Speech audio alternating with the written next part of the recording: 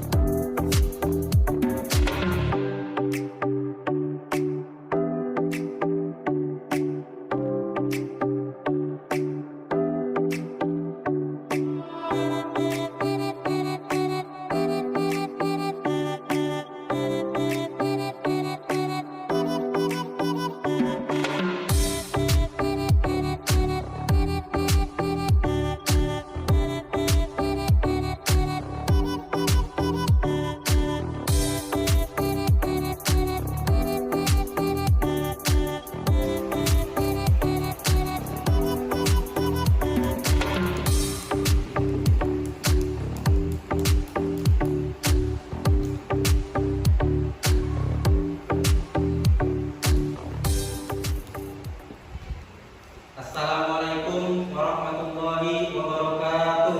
Waalaikumsalam warahmatullahi wabarakatuh. Alhamdulillahirabbil alamin. Wassalatu wassalamu ala asyrofil anbiya'i wal mursalin sayyidina wa maulana Muhammadin wa ala alihi wa sahbihi wa sallim ajmain. Amma ba'du. Alhamdulillah, puji syukur selalu kita ucapkan sebagai tanda bahwa kita bersyukur kepada Allah Subhanahu wa taala atas limpahan rahmat sehingga kita masih diberikan berupa kesehatan dari Allah Subhanahu wa taala dapat melanjutkan proses belajar mengajar di sekolah kita SMP Negeri 3 Tanjung Palas Tengah. Salawat serta salam tidak lupa kita curahkan kepada Nabi kita, junjungan kita, suri tauladan kita, yakni Nabi Muhammad Sallallahu Alaihi Wasallam beserta para keluarga, para sahabat dan umatnya yang senantiasa berada di jalan yang lurus. Insya Allah kita semua umat muslim akan diberikan syafaat oleh Nabi Muhammad Sallallahu Alaihi Wasallam. Selanjutnya, sebelum kita belajar pada hari ini, ada baiknya kita bersama-sama membaca doa kepada Arjuna, ketua kelas 8, dipersilakan untuk memimpin doa. Sebelum kita belajar, marilah kita berdoa. Berdoa dimulai.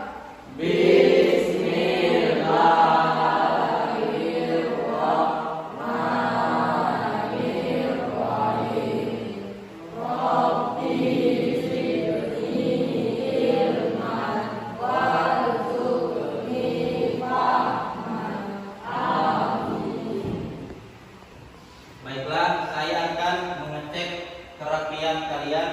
Dipersilakan berdiri. Ya, jadi seragam kalian sudah rapi, baju sudah dimasukkan, dan kalian tetap menggunakan masker sebagai pemberian kita terhadap kesehatan kita. Tetap jalankan protokol kesehatan. Silakan duduk kembali. Baiklah, saya akan absen.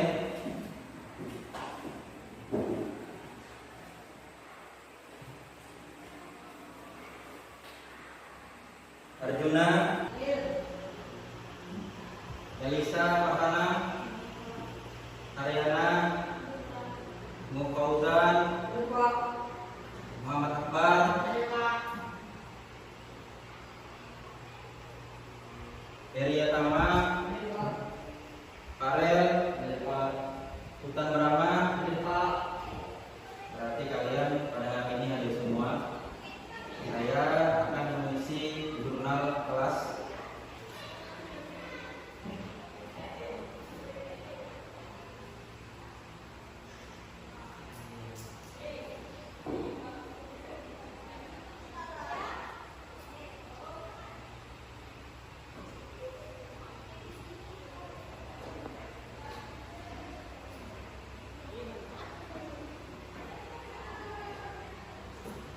Hadir semua ya.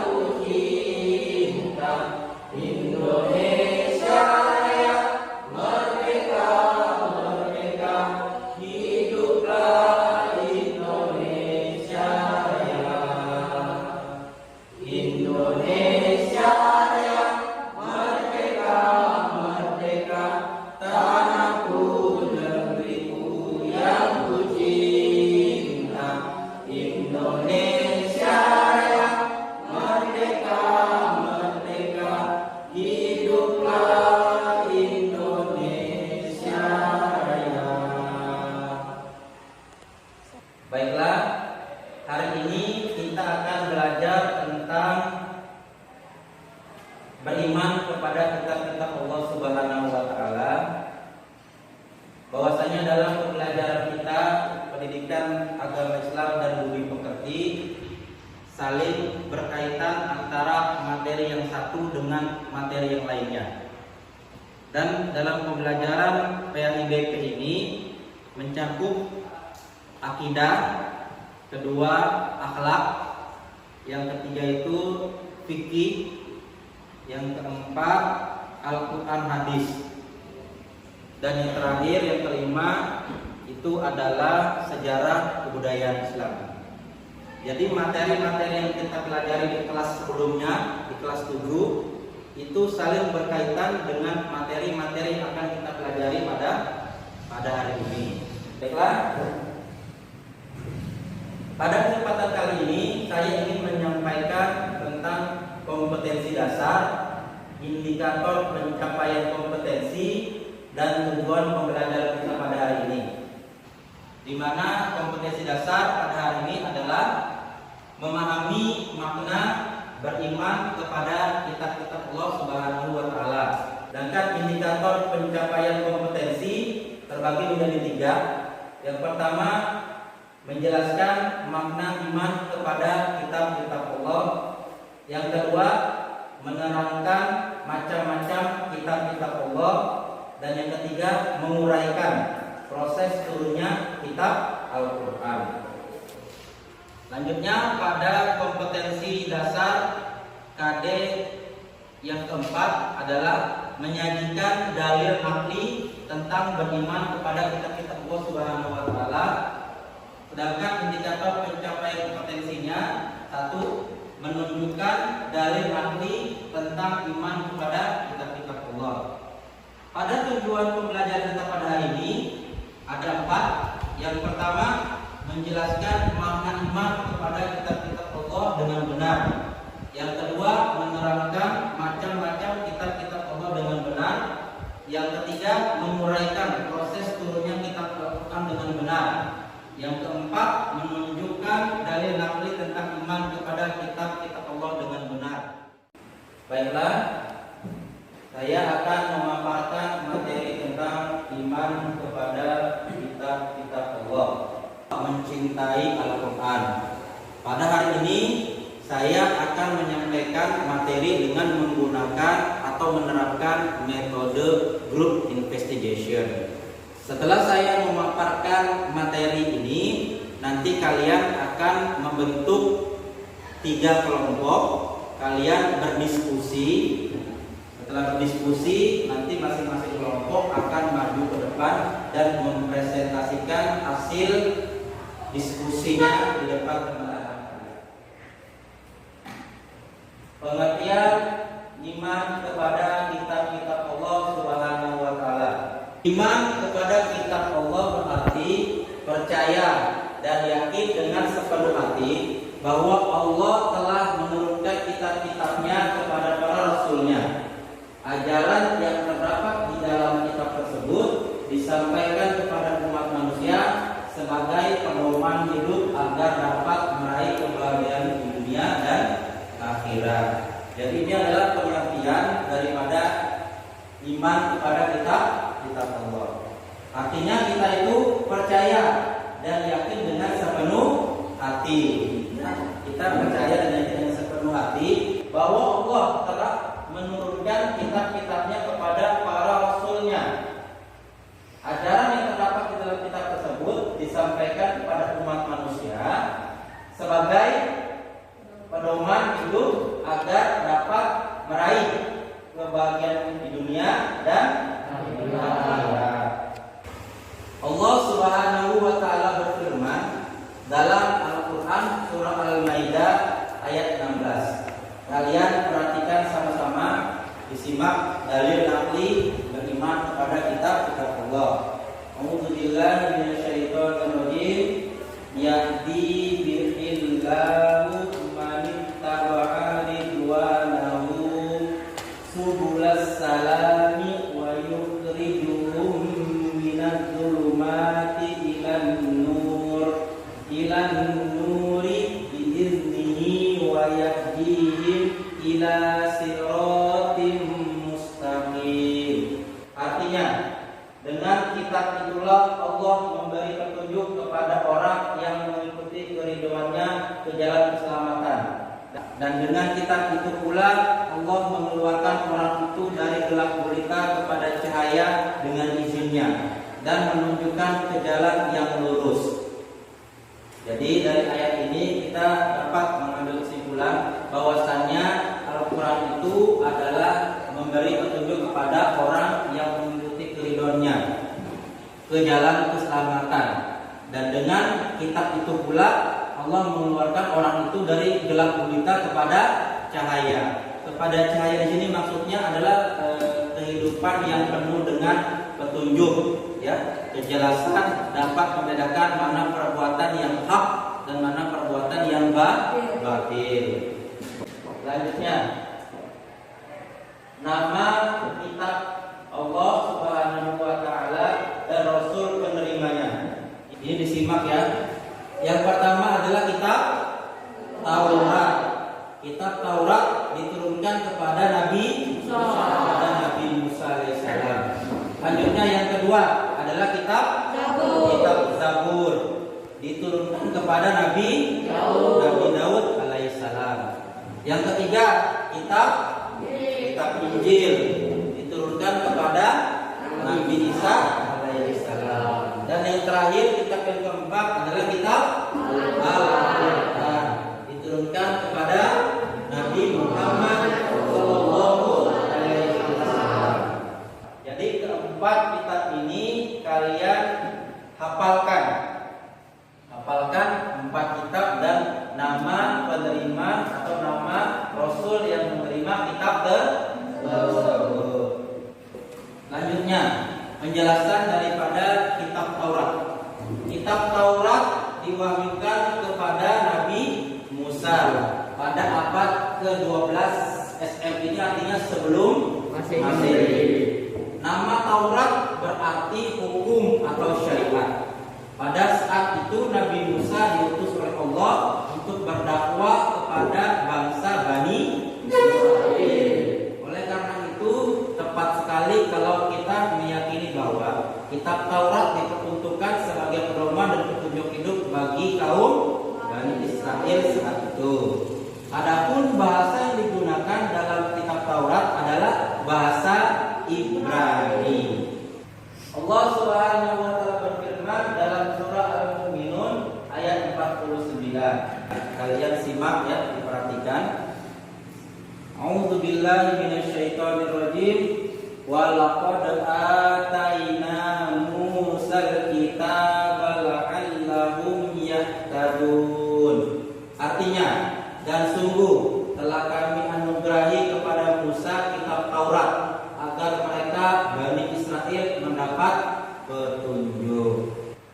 Selanjutnya, pokok ajaran kitab Taurat. Jadi pokok ajaran kitab Taurat itu ada 10. Yang pertama, perintah untuk mengesahkan Allah, bahwasanya itu Allah Esa, Allah Tunggal, Allah Satu. Selanjutnya, kedua, larangan menyembah patung atau berhala. Tidak diperkenankan untuk menyembah selain Allah. Yang ketiga, larangan menyebut nama Allah dengan sia-sia. Jadi jangan menyebut nama Allah dengan sia-sia. Yang keempat, perintah menyukai hari Sabtu. Yang kelima, perintah menghormati kedua orang tua. Yang keenam, larangan membunuh sesama manusia. Yang ketujuh, larangan berbuat zina. Yang kedelapan, larangan mencuri. Yang kesembilan, larangan menjadi saksi palsu. Dan yang 10, larangan mengambil hak orang lain. Jadi ini adalah isi atau pokok ajaran daripada kitab Taurat yang diturunkan kepada Nabi Musa alaihissalam. Selanjutnya, yang kedua adalah kitab Zabur. Kitab Zabur diturunkan Allah kepada Nabi Daud untuk bangsa Bani Israel atau umat Yahudi. Kitab ini diturunkan pada abad 10 sebelum Masehi di daerah Yerusalem. Adapun kitab ini ditulis dengan bahasa Kipti. Ya, jadi kitab yang kedua ini adalah kitab Zabur, diturunkan kepada Nabi Daud alaihissalam. Tepatnya pada abad 10 sebelum Masehi di daerah Yerusalem. Selanjutnya, Allah Subhanahu wa taala berfirman dalam surah Al-Isra ayat 55, diperhatikan, disimak. A'udzubillahi minasyaitonir rajim. Wa rabbuka a'lamu biman fis samawati wal ardh wa laqad faddalna ba'dan nabiyyina 'ala ba'din wa atayna Dawuda zabura. Yang artinya, dan Tuhanmu lebih mengetahui siapa yang di langit dan di bumi. Dan sungguh kami telah memberikan kelebihan kepada sebagian nabi-nabi atas sebagian yang lain. Dan kami berikan Zabur kepada Daud. Jadi ini adalah dalil nakli bahwasannya kitab Zabur itu diturunkan kepada Nabi Daud. Selanjutnya, yang ketiga adalah kitab Injil. Kitab Injil diturunkan kepada Nabi Isa pada permulaan abad 1 Masehi. Kitab Injil diwahyukan di daerah Yerusalem. Kitab ini ditulis pada awalnya dengan menggunakan bahasa Suryani. Kitab ini menjadi pedoman bagi kaum Nabi Isa, yakni kaum Nasrani. Selanjutnya, Allah Subhanahu wa taala berfirman dalam surah Al-Maryam ayat 30. A'udzubillahi minasyaitonir rajim. Qala inni abdullah ataniyal kitaba wa ja'alani nabiyya. Artinya, dia Isa berkata, sesungguhnya aku hamba Allah. Dia memberiku kitab Injil dan dia menjadikan aku seorang nabi. Selanjutnya, isi kitab Injil secara umum ada 4. Yang pertama, perintah untuk kembali mengesahkan Allah Subhanahu wa taala. Yang kedua, membenarkan keberadaan kitab Taurat. Yang ketiga, menghapus beberapa hukum dalam kitab Taurat yang tidak lagi sesuai dengan perkembangan zaman. Yang keempat, menjelaskan menjelaskan bahwa telah akan datang kembali Rasul setelah Nabi Isa, yaitu Nabi Muhammad SAW. Di samping ada kitab Injil, penjelasan ini juga terdapat dalam kitab Taurat. Selanjutnya yang keempat adalah kitab Al-Quran. Kitab Al-Quran merupakan kitab yang diturunkan Allah kepada Nabi dan Rasul yang terakhir, yaitu Nabi Muhammad SAW. Kitab suci Al-Quran diturunkan Allah sebagai penyempurna dan membenarkan kitab-kitab sebelumnya. Perhatikan, wahyu pertama diturunkan di Gua Hira. Setelah itu turunlah wahyu-wahyu berikutnya sampai seluruhnya diturunkan oleh Allah Subhanahu wa taala. Allah Subhanahu wa taala berfirman dalam surah Ali Imran ayat 3. A'udzubillahi minasyaitonirrajim. Nazzala 'alaikal kitaba bil haqqi musaddiqan lima baina yadayhi wa anzala Taurata wal Injil. Artinya, Dia menurunkan kitab Al-Quran kepadamu Muhammad yang mengandung kebenaran, membenarkan kitab-kitab sebelumnya dan menurunkan Taurat dan Injil. Pokok ajaran dalam Al-Quran ada 5. Yang pertama, akidah, keyakinan, yaitu hal-hal yang berkaitan dengan keyakinan seperti mengesahkan Allah dan meyakini malaikat-malaikat Allah Subhanahu wa taala. Yang kedua, akhlak atau budi pekerti, yaitu berkaitan dengan pembinaan akhlak mulia dan menghindari akhlak tercela. Yang ketiga, ibadah, yakni yang berkaitan dengan tata cara beribadah seperti sholat, zakat dan ibadah lainnya. Yang keempat, muamalah, yakni berkaitan dengan tata cara berhubungan kepada sesama manusia. Yang kelima, tarikh atau sejarah, yaitu kisah orang-orang dan umat terdahulu. Selanjutnya, kitab Allah sebagai petunjuk bagi manusia. Kitab-kitab yang diturunkan Allah kepada manusia melalui para utusannya dimaksudkan agar dijadikan petunjuk bahwa keberadaan manusia di muka bumi. Karena manusia diciptakan oleh Allah, maka hanya kepadanya manusia menyembah. Manusia diberi petunjuk dan pedoman bagaimana harus menjalani kehidupannya di dunia.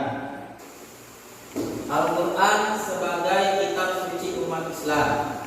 Sejak awal diturunkan sampai sekarang, baca Al-Quran dan isinya tidak mengalami perubahan. Jadi Al-Quran itu sampai sekarang tidak mengalami perubahan, baik penambahan maupun pengurangan. Sedangkan kitab-kitab sebelumnya yang ada sekarang sudah tidak lebih lagi. Jadi maksudnya kitab-kitab terdahulu seperti kitab Taurat, kitab Injil, kitab Zabur itu sudah tidak murni atau asli lagi. Banyak manusia-manusia yang mengurangi atau menambahkan dengan kata-kata mereka. Jadi yang asli itu hanya kitab Al-Quran.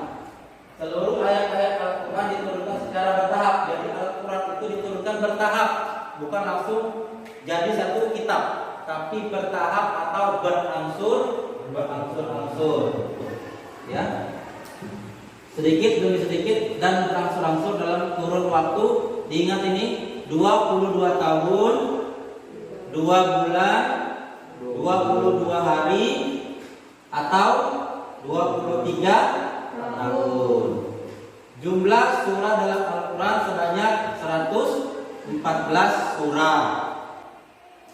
Selanjutnya, perbedaan kitab dan suhuf. Kalian mau dengar kitab dengan suhuf? Pernah ya?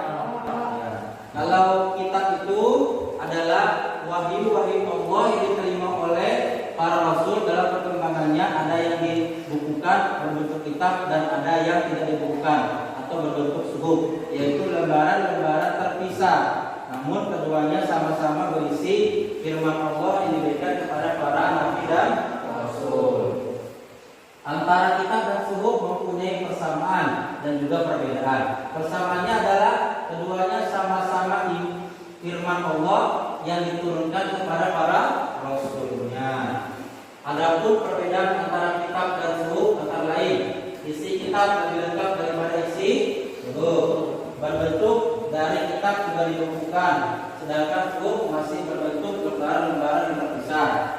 Kitab biasanya berlaku lebih lama daripada suhuf. Biasanya suhuf itu ditulis kalau zaman dulu itu di pelepah-pelepah kurma, di batu ya, karena dulu tidak ada kertas. Selanjutnya, hikmah beriman kepada kitab Allah. Pertama, memberi petunjuk kepada manusia mana yang benar dan mana yang salah. Jadi kita beriman kepada kitab Allah, kita mengetahui mana perbuatan yang benar dan mana perbuatan yang salah atau buruk. Kedua, pedoman agar manusia tidak berselisih dalam menentukan kebenaran. Ketiga, memberikan informasi sejarah kehidupan orang-orang terdahulu.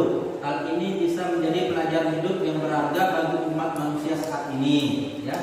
Selanjutnya, manusia menjadi tahu betapa besarnya perhatian dan kasih sayang Allah kepada para hamba dan makhluknya. Selanjutnya, manusia yang beriman akan dapat mengetahui dan membedakan mana yang baik dan mana yang buruk. Karena dalam kitab dijelaskan tentang perilaku yang baik dan buruk. Selanjutnya, menyukuri segala anugerah dan nikmat Allah, termasuk pemberian petunjuk yang benar melalui kitab-kitabnya. Selanjutnya, hati manusia menjadi lebih tentram dan menambah ilmu pengetahuan. Selanjutnya, memiliki sikap toleransi yang tinggi karena kitab-kitab Allah memberikan penjelasan tentang penanaman sikap toleransi, saling selalu menghormati dan menghargai orang lain, bahkan pemeluk agama lain. Terakhir, meningkatkan kesabaran dalam menerima cobaan, ujian, dan musibah, serta selalu bersyukur atas nikmat dan anugerah yang diberikan oleh Allah Subhanahu wa Ta'ala. Jadi ini adalah materi yang sudah saya sampaikan tentang beriman kepada kitab-kitab Allah. Selanjutnya saya bentuk kalian ke dalam 3 kelompok untuk saling berdiskusi, ya, berdiskusi tentang materi yang baru saja saya sampaikan. Dipersilakan.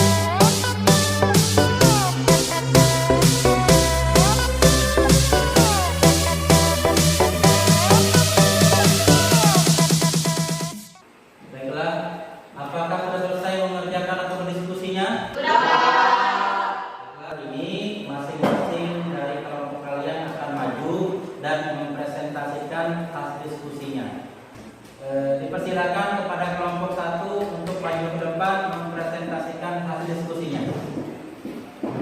Assalamualaikum warahmatullahi wabarakatuh. Waalaikumsalam warahmatullahi wabarakatuh. Kami dari kelompok 1 ingin mempresentasikan hasil diskusi kami. Perkenalkan, saya Fauzan, saya Haryana, saya Bruno, saya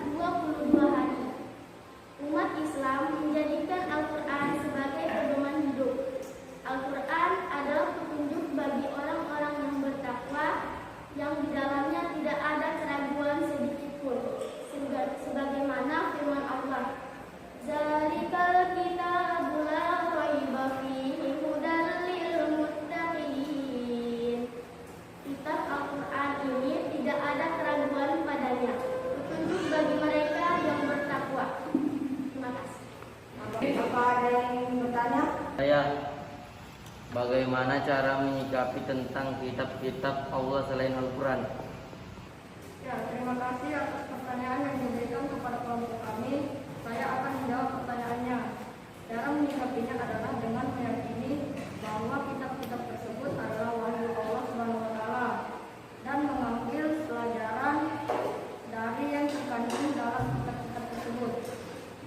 Apakah ada yang ingin ditanyakan lagi? Sekian dari kami. Kurang dari lebihnya mohon dimaafkan. Wabillahi taufiq wal hidayah. Assalamualaikum warahmatullahi wabarakatuh.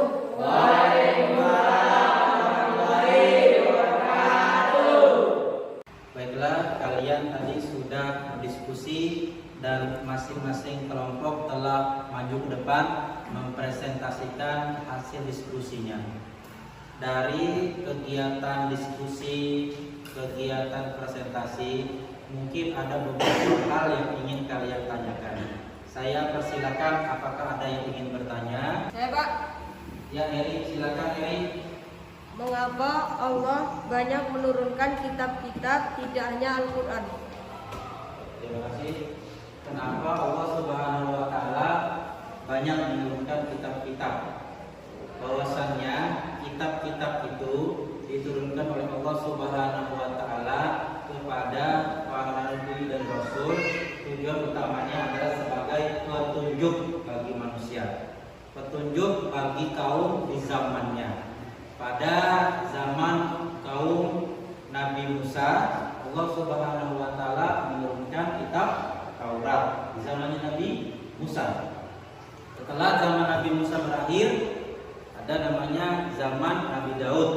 Dan Allah menurunkan petunjuk atau kitab kepada Nabi Daud untuk kaumnya Nabi Daud di masanya itu.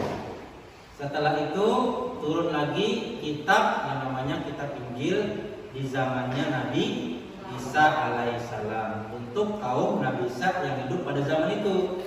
Dan yang terakhir adalah penyempurna daripada semua kitab-kitab tersebut atau yang sebelumnya adalah kitab suci Al-Quran yang diturunkan kepada Nabi Muhammad SAW. Bukan saja sekedar atau terbatas waktunya pada saat Nabi Muhammad hidup saja. Jadi kitab Al-Quran itu rahmatan lil alamin, rahmat bagi seluruh alam semesta, baik di zaman Nabi Muhammad ataupun di zaman setelah Nabi Muhammad meninggal dunia, bahkan sampai sekarang masih berlaku kitab suci Al-Quran. Baiklah, itu penjelasan daripada pertanyaan Eri. Dari penjelasan Eri mungkin ada lagi pertanyaan yang ingin kalian ajukan. Dipersilakan. Ya, silakan aja. Bagaimana sikap kita terhadap orang-orang yang tidak percaya Al-Quran? Terima kasih. Bagaimana sikap kita sebagai seorang muslim yang baik terhadap orang-orang yang tidak beriman kepada kitab Al-Quran, atau mungkin mereka mengimani kitab Injil, ya, atau mungkin mereka mengimani kitab Taurat. Ada namanya kaum Nasrani, ada kaum Yahudi. Jadi kita sebagai umat muslim hendaknya senantiasa saling hormat menghormati. Kita saling bertoleransi kepada agama-agama atau penganut-penganut yang tidak beriman kepada Al-Quran. Dan satu hal sebagai seorang pelajar, apabila kalian misalnya diundang dalam kegiatan yang berhubungan dengan keagamaan mereka, maka sudah sepantasnya kita tidak boleh untuk menghadiri. Tapi kalau kita saling membantu kepada orang-orang selain agama muslim, itu dipersilakan. Karena memang kita sebagai umat manusia saling tolong-menolong, saling membantu. Karena kita memang manusia adalah makhluk sosial. Betul. Ada lagi yang ingin dipertanyakan? Tidak ada ya. Alhamdulillah, berarti pemaparan yang telah disampaikan sudah kalian pahami bersama-sama. Memaparkan materi yang ingin saya sampaikan pada hari ini, saya akan melakukan evaluasi. Bahwasanya setiap kegiatan itu kita mengevaluasi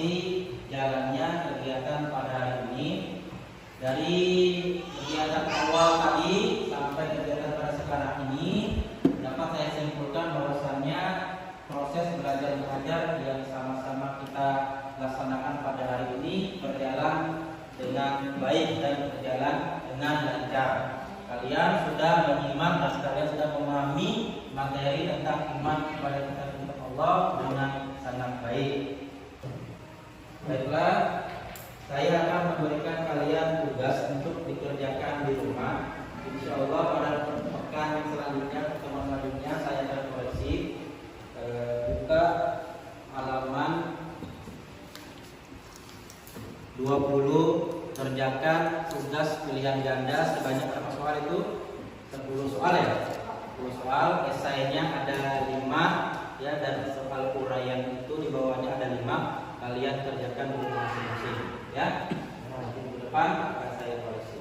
Selanjutnya untuk persiapan pada materi selanjutnya itu bab 2. Coba Anjuna tolong bacakan materinya. Menghindari minuman keras, judi dan pertengkaran. Menghindari minuman keras, judi dan pertengkaran. Kalian silakan baca-baca materi itu di rumah untuk persiapan pembelajaran pada pekan depan. Bisa dipahami? Baiklah. Demikian materi yang dapat saya sampaikan pada hari ini. Kurang dan lebihnya mohon dimaafkan. Semoga apa yang saya sampaikan dapat bermanfaat bagi khususnya diri saya menyampaikan materi dan kalian ya, bermanfaat baik di kehidupan dunia ini maupun di kehidupan akhirat, karena memang pembelajaran pendidikan agama Islam yang boleh dimengerti sangat bermanfaat bagi hidup kita masing-masing. Sebelum kita mengakhiri proses belajar mengajar pada hari ini, sama-sama kita membaca